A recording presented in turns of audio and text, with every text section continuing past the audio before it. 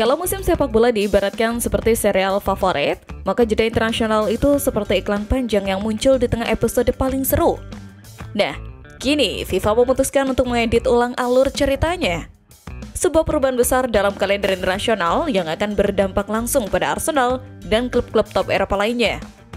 FIFA telah mengonfirmasi bahwa mereka akan mengubah kalender internasional mulai musim depan untuk mengurangi gangguan terhadap jadwal liga domestik seperti Liga Premier Inggris. Perubahan ini sangat relevan bagi klub-klub besar seperti Arsenal yang musim ini harus menghentikan kompetisi domestik kurang dari 1 bulan setelah musim dimulai.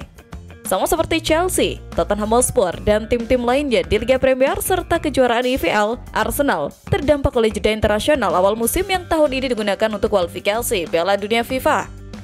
Selain itu, jendela internasional ini sebelumnya juga dimanfaatkan untuk laga-laga kualifikasi UEFA Nations League dan kejuaraan Eropa. Banyaknya pertandingan internasional yang dianggap kurang penting oleh para pendukung membuat jeda ini sering menuai kritik, terutama ketika Liga Premier baru berjalan 3 pekan, namun sudah harus berhenti sementara. Tapi, musim depan situasinya akan berubah.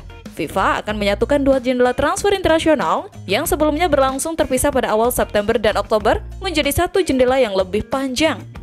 Periode baru ini akan berlangsung selama 16 hari, dari 21 September hingga 6 Oktober dan memungkinkan digelarnya hingga 4 pertandingan internasional. Setelah itu, jendela internasional akan kembali ke pola biasanya di bulan November dan Maret, masing-masing selama 9 hari.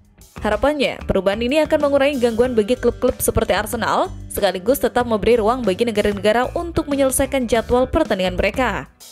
Untuk sekarang, Arsenal dan klub-klub Liga Premier London lainnya masih harus menyesuaikan diri dengan sistem yang ada. Namun, para penggemar The Gunners tak perlu menunggu lama. Arsenal akan kembali beraksi pada Sabtu 13 September menghadapi Nottingham Forest dalam laga pembuka mereka setelah jeda internasional. Sementara itu, Tottenham akan bertemu rival sekota mereka, West Ham United, dan Chelsea dijadwalkan bertandang ke markas Brentford pada Sabtu malam pukul 20 dalam pertandingan yang jarang digelar di jam tersebut.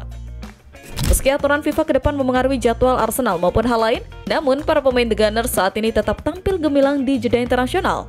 Ini menandakan kesiapan apapun yang akan dilakukan oleh FIFA. Nama-nama seperti Declan Rice, Noni Madueke, Lewis Kelly, dan Eberechi Eze tampil membela tim asuhan Thomas Tuchel di Villa Park ketika Inggris berusaha selangkah lebih dekat untuk mengamankan tiket ke Piala Dunia musim panas mendatang. Inggris membuka keunggulan pada menit ke-25 berkat gol bunuh diri Christian Gonzalez yang secara tidak sengaja mengarahkan umpan silang berbahaya dari Noni Madueke ke gawangnya sendiri. Para pemain Inggris terus tampil impresif, termasuk Eze yang nyaris mencetak gol pada menit ke-49. Sayangnya, tembakannya masih bisa ditepis dengan cemerlang oleh kiper lawan, Iker Alvarez. Gol kedua akhirnya datang di menit ke-67. Declan Rice mencetak gol penentu kemenangan lewat sundulan tajam menyambut umpan silang James. Beberapa saat setelah mencetak gol, tepatnya di menit ke-68, Rice ditarik keluar dan digantikan oleh Tino Livramento. Eze juga ditarik keluar pada menit ke-78 dan digantikan oleh Morgan Gibbs-White. Dengan hasil ini, Inggris kini memimpin klasemen grup K dengan keunggulan 5 poin dari tim-tim pesaing. Mereka dijadwalkan akan menghadapi Serbia yang berada di posisi kedua dalam laga penting pada hari Selasa mendatang. Di laga lain, Viktor Gyökeres turut mencetak kontribusi penting saat Swedia bermain imbang 2-2 dalam pertandingan dramatis melawan Slovenia. Anthony Elanga, pemain Newcastle United, membuka keunggulan lebih dulu untuk Swedia. Namun, Slovenia membalas tidak lama setelah babak kedua dimulai lewat gol Sandi Lovric.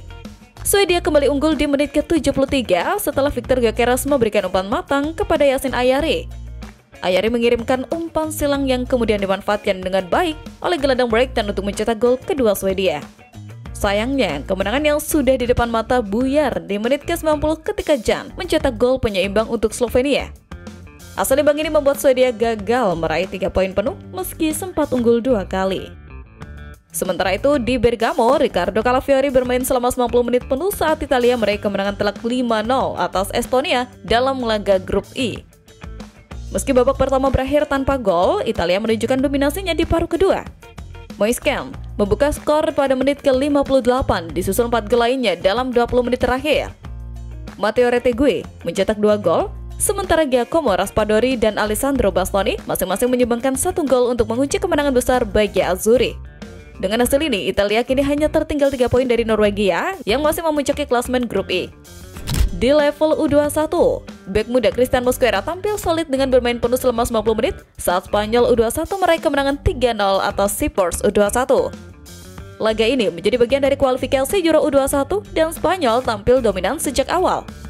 3 gol mereka dicetak oleh Rafael Obrador, Jarek Gasiorowski, dan Pablo Garcia yang membawa tim muda Spanyol naik ke posisi kedua klasemen grup. Hanya tim peringkat pertama dari masing-masing grup yang akan lolos otomatis ke putaran final Euro U21 yang akan digelar di Albania dan Serbia pada tahun 2027. Di tengah performa gemilang para pemain Arsenal seperti Rice dan Madueke bersama timnas Inggris, kabar dari internal klub juga tak kalah menarik. Arsenal dikabarkan menolak berdekatan klub lain yang ingin merekrut Leandro Trossard di sisa waktu bursa transfer. Seperti yang sudah diketahui, klub-klub Turki masih aktif dalam perburuan pemain baru karena jendela transfer mereka belum ditutup dan baru akan berakhir pada pekan depan. Salah satu klub besar asal Turki, Besiktas, dikabarkan tengah mencoba memanfaatkan situasi ini dengan menghubungi Arsenal dalam beberapa hari terakhir. Tujuan mereka jelas, memboyong Leandro Trossard dari Emirates Stadium.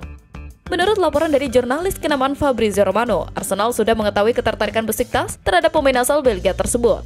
Namun, klub asal London Utara itu dengan tegas menolak melepas Trossard. Mereka menganggap sang pemain sebagai bagian penting dalam skuad musim ini. Penolakan Arsenal ini bukan tanpa alasan. Saat ini, mereka tengah menghadapi krisis di lini serang setelah Kai Havertz mengalami cedera yang cukup serius dan diperkirakan akan absen untuk waktu yang lama. Dengan kondisi tersebut, stok penyerang Arsenal menjadi sangat terbatas, sehingga melepas Trossard akan semakin memperlemah opsi ofensif Mikel Arteta. Trossard sendiri merupakan pemain serbaguna yang bisa bermain di berbagai posisi lini depan.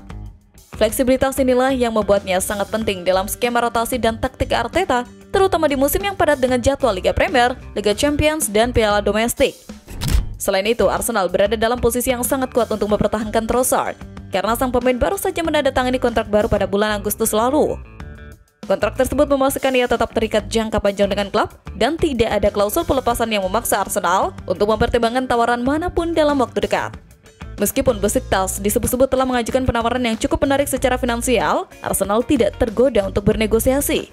Bagi The Gunners, stabilitas skuad dan kedalaman tim jauh lebih penting ketimbang keuntungan jangka pendek. Apalagi musim ini mereka kembali berkompetisi di Liga Champions dan membutuhkan kedalaman skuad yang mumpuni untuk bersaing di semua lini.